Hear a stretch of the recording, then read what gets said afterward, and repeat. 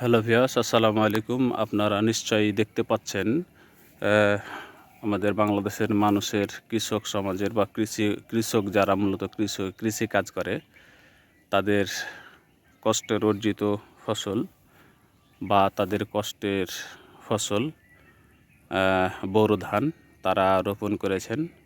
Already হয়তো বা দেড় মাস প্লাস হয়েছে। আর অনেক ধান অলরেডি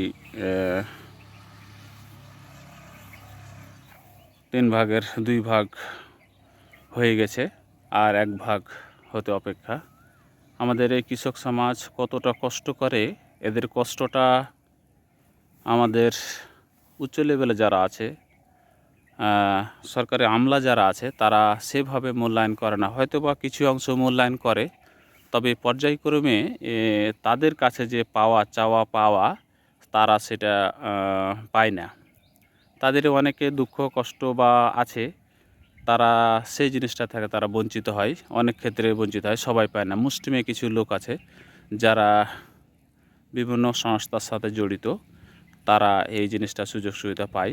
যেমন গণপ্রজাতন্ত্রী বাংলাদেশ সরকারের কাছ থেকে তেমন তারা সুযোগ সুবিধা পায়, তবে মুষ্টিমে তেমন অল্প কিছু কিছু বীজ, সার, কিছু পরিমাণ ভর্তুকি আমাদের গণপ্রজাতন্ত্রী বাংলাদেশ সরকার দিয়ে থাকে। তবে সে যে যতটুকু দেয় তাতে তাদের জন্য এনাফ না। তারা যে কী কষ্ট বা কী যে কষ্ট করে এই যে আমাদের ধান উৎপাদন যারা করে, মূলত তাদের সাথে কথা বললে আমরা 100% ক্লিয়ার হব। তারা প্রথমে ধান রোপণ করে, ধান রোপণ করার পরে বীজ রোপণ করে, বীজ রোপণ করার পরে একটি ছোট একটি গাছ হয়। সেই গাছটিকে আবার উত্তোলন করে আবার জমি চাষ করে। জমি চাষ করার পরে আবার সেটাকে মানে উপযুক্ত পর্যায়ে জমিটাকে নিয়ে আসার পরে আবার ওই বীজটাকে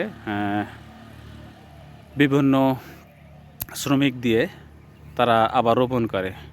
আবার সেখানে সার বিষ দিয়ে পর্যায়ক্রমে যা যা দরকার তারা দিয়ে তাদের মুখে বা ভাত জোটানোর জন্য বা কিছু অংশ পারিবারিক বা পরিবারের আহালবর্গ আত্মীয় স্বজনের চাওয়া পাওয়া পূরণ করার জন্য অনেকটা পরিশ্রম এবং ত্যাগ স্বীকার করে।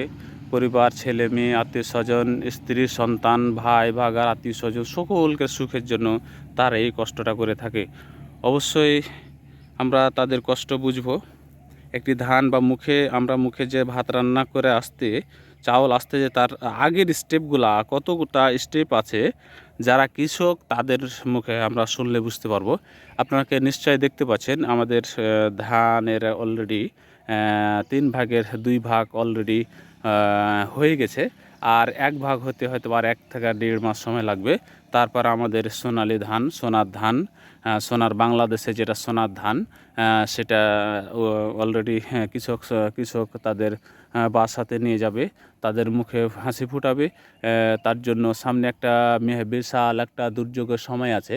দুর্যোগ বলতে বোরো ধানের একটা দুর্যোগ আছে, যেটা ঝড় এবং শিলা বৃষ্টি হয় বা পাথর যাকে বলা হয়, সেটা সামনে আসার একটা সময় হয়, বা অনেক সময় হয় না, অনেক সময় হয় না। যাই হোক, আল্লাহর কাছে দোয়া করি যেন আমাদের এই কৃষক ভাইদের মুখে এরকম যেন পরিস্থিতি না হয়। তার জন্য আমরা সকলেই দোয়া করব, তাদের জন্য এই কষ্টের ফলটা সুন্দরভাবে তারা তার আহালবর্গকে নিয়ে খেতে পারে, বা সুন্দরভাবে তার বাসাতে পৌঁছে যেয়ে তারা এই ধানটাকে যেন বিভিন্ন বিক্রয় করে বিভিন্ন যেগুলো তাদের প্রয়োজনীয় সামগ্রী কেনার জন্য বা প্রয়োজন যেগুলো আছে সেগুলো যেন মেটাতে পারে।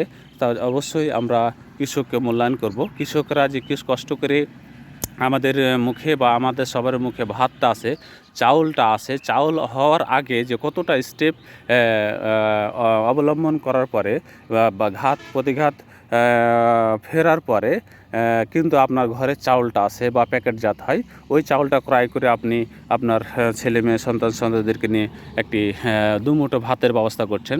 টাকা সবারই ঘরে আছে, আমার আছে, আপনার আছে, সবার আছে। তবে এই জিনিসটা আসার আগের যে স্টেপগুলো আছে, কতটা যে ঘাত প্রতিঘাত কৃষকরা সহ্য করে, সেটা অবশ্যই আমাকে অবশ্যই ভেবে দেখতে হবে।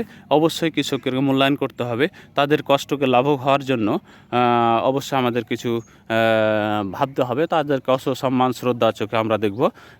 এই বলে আমি হালকা আমাদের সামনে একটু ভিডিও দেখালাম, বা ধানের একটা পরিবেশ যে নীল আকৃতি হয়েছে।